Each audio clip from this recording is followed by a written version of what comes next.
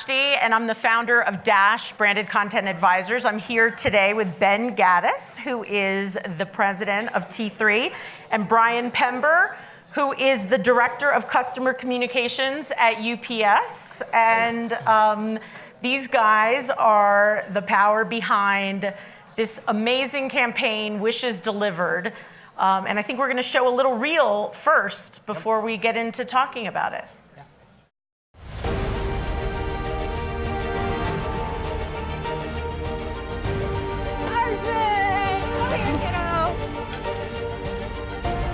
I need to be a pilot. Yobi!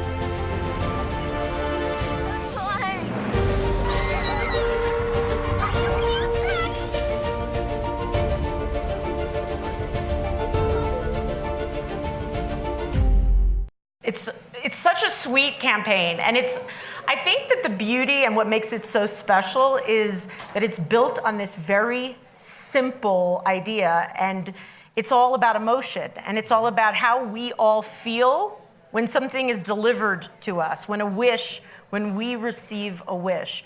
Tell us how it got started, you know? Yeah, that's the basic premise behind it. I mean, UPS is a very operationally driven company, and during the holiday season, it's exceptionally busy. We're delivering about 30 million packages a day. And that's at a very emotionally charged time for everybody, right? And that can be a blessing and a challenge as well. But we saw it as an opportunity to remind people of our role during the holidays. And while we're always really focused on the business from an operational standpoint, it allowed us to kind of stand back and look at it from an emotional standpoint, and what are we really in the business of doing during that time of year? And it occurred to us after some introspection that every package that lands on somebody's doorstep begins with a wish, and that's the business we're in. We're in the business of delivering wishes during the holidays, and so the concept was born out of that simple truth, and we said let's build a campaign where we can really amplify that insight and do it in a big way.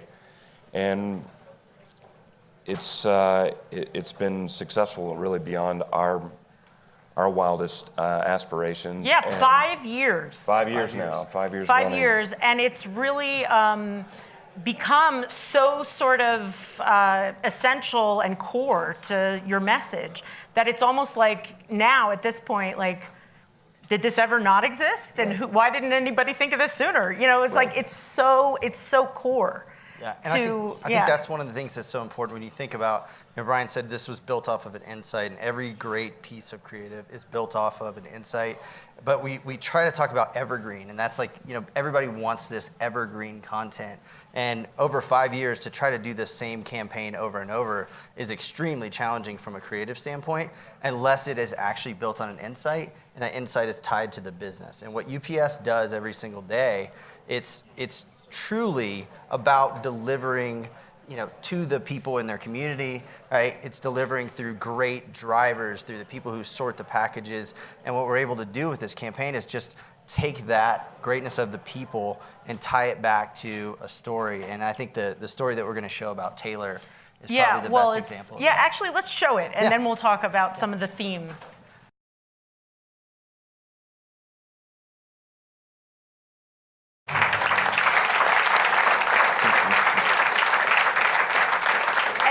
You guys talk about keeping it relevant over the course of a 5-year campaign, which 5 years, wow, that's an accomplishment in and of itself.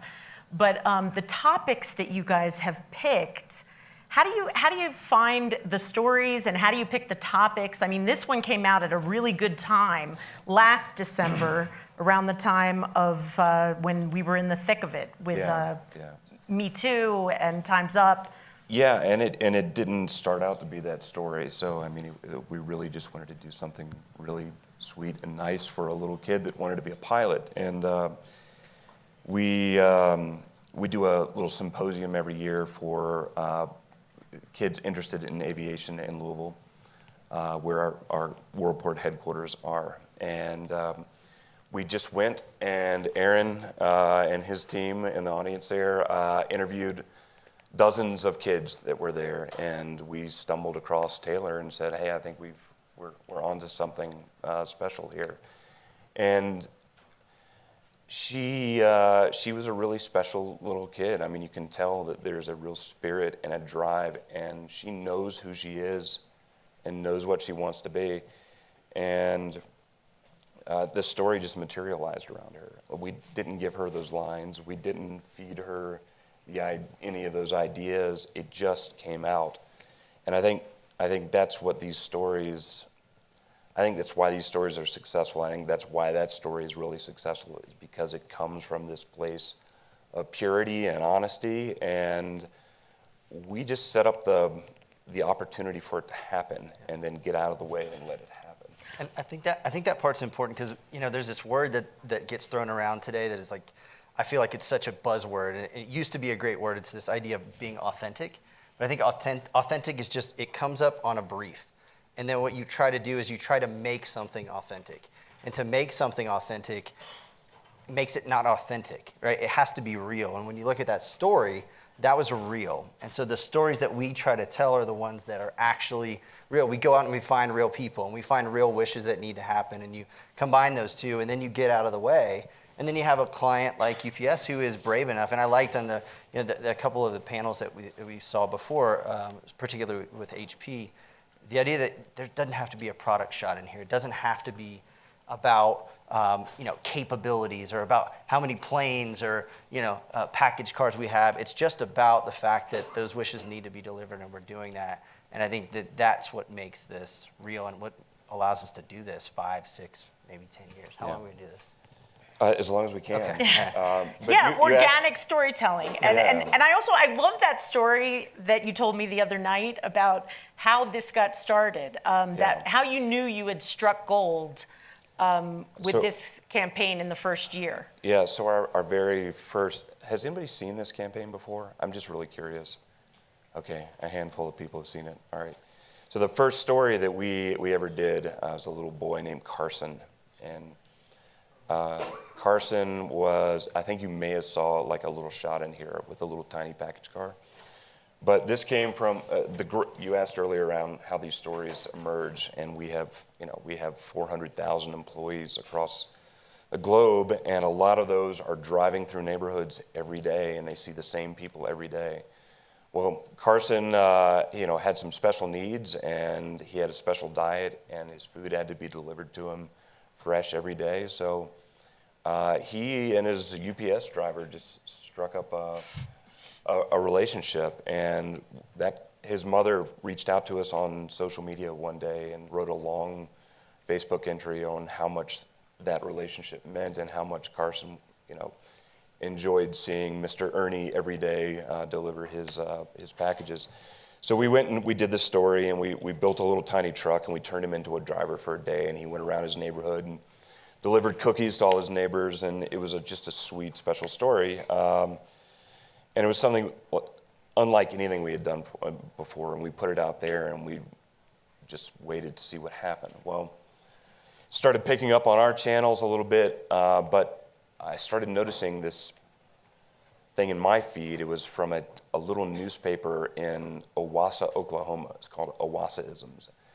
And there was 100,000 views. And then I'd see it again 3 days later, and there were 1 million views. And then 3 days later, it was 5 million, and then 10 million. And I finally called my agency, and I said, is this real? We're getting punked on this. This can't be real. And so we think it's real, but we don't know. So I tracked down the woman who runs this little newspaper, and I called her on a Sunday, and I remember calling her as she was vacuuming her floor and doing housework. And I said, are you paying attention to this? And is it real? Can you send me like your Facebook stats behind the scenes? She said, it is real. I have no idea what's happening. I just posted up, and it's taken off. And apparently, her little newspaper connects to dozens and dozens of other little newspapers all over the U.S. that have either gone out of business or out of print, but they stay on Facebook and connect all their communities. And this thing just took off like lightning through kind of middle America. And when it's all said and done, that one organic post produced, I think it was nearly 60 million video views. I'd free. say you're onto something when that happens. Yeah. So And I think now it's what, 175 million total? yeah, I think we're coming up on 300 million actually when it's all counted up over the course of 5 years, and it's been shared.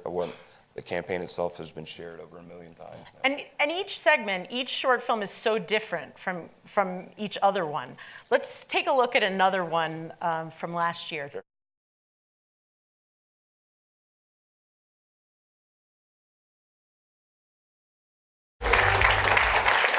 And I personally love how the drivers are characters in the story. It's not just the brand, it's even the people at UPS. And you've made choices differently in different seasons about keeping UPS less in the story and more in the story. It seems like in the more recent seasons, the driver has taken more of a back seat, no pun intended. But is that intentional or in the storytelling? I think it's intentional. I mean, that one's a little bit on the nose, I'll admit, but it was But it's really nice. I mean, we all have relationships with. Yeah. Who else has a relationship with their UPS driver?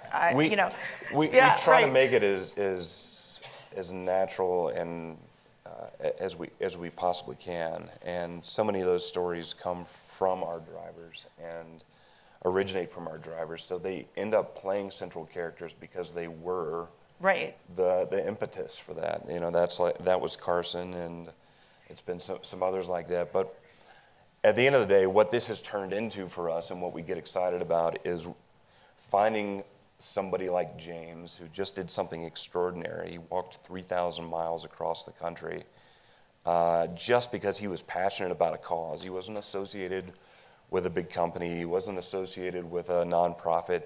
He was trying to start his own, but he was just going to do it, and he was going to educate people along the way. And those little opportunities to make a difference and actually elevate that story and empower somebody to kind of achieve what they're trying to accomplish that they wouldn't have done. He would have walked to the end, and he would have went home, and he would have started all over again. You know, we get an opportunity to kind of elevate these extraordinary people that we serve in the community. And they're meaty subjects. You're doing clean water and diversity and literacy and female empowerment.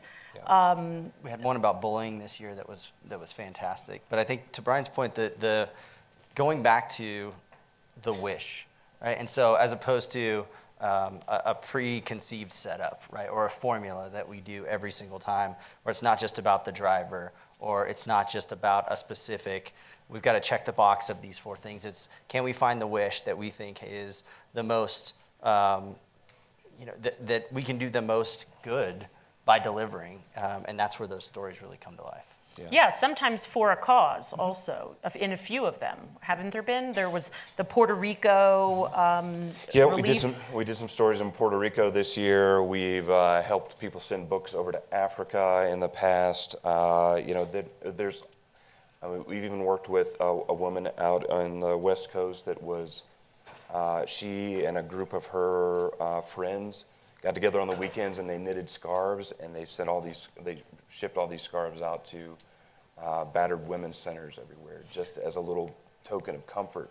And so you've partnered with the foundation a little bit at UPS on some of this also. It's some of the community work and PR. Yeah, we do that when it makes sense, and when we can bring the kind of the power of the UPS Foundation has been around for ages, and it gives out over $100 million in philanthropic funding every year, where we try to, but they have a very distinct mission, and they work with a very distinct group of organizations, and they can't be everywhere. Yeah. And this is an opportunity for us to really make that impact where they can't be, but the foundation will get involved when we need to move things, right? So we shipped 5 container loads of books over to Africa, And that's when they get involved. When we need the logistics power of UPS, they make that happen. What's your favorite story in the series? You want to go first on that? Yeah, I mean, I love Taylor. There was one that we did this year called Buddy Benches, and a little girl, Sammy, who had gone through some pretty rough bullying and would end up sitting on a bench by herself. And so what she realized is that if she actually created these benches purposefully to get people together, that she might be able to help other kids who are bullied. And so she created these buddy benches. So if you don't feel like you've got a friend, you go sit on this bench. Somebody else then comes and sits down with you and has a conversation. And so they see this being really successful in schools. And her dream and her wish was for that to go everywhere. And so we kind of helped her make that happen this year. And I thought that was fantastic. There's a story called Mr. Brown's Books that we did. This was the Books to Africa. It was actually the second in a series. Mr. Brown is actually a gentleman named Robert Brown. And we went to his warehouse in the very first season that we did this, and we were helping somebody else get some books out of his warehouse, and he was sitting modestly over in the corner, kind of watching us do this, and I went over and talked to him.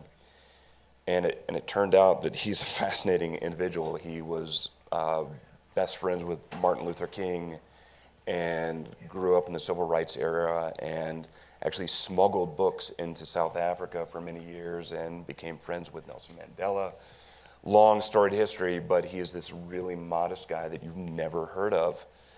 So we did a story, and he has this warehouse in North Carolina, and he's just got millions, literally millions of textbooks that people were just going to throw out or shred or destroy. And the warehouse is maybe 10 times the size of this room, and imagine millions of books just thrown up in a giant pile. Well, we went in with 20 UPS volunteers in 3 days and turned that into a fully functioning working warehouse, and then shipped shipped about half his inventory off to Africa, where those books were just going to be sitting in that warehouse collecting dust otherwise. And it's my favorite story because I fell in love with the company and what we can do working with 20 volunteers to move a literal mountain of books. And it was just amazing to me that we got it accomplished and got it done. Because I didn't think we were going to be able to get it done when we walked in on Wednesday and we had to wrap on Saturday. It was really scary.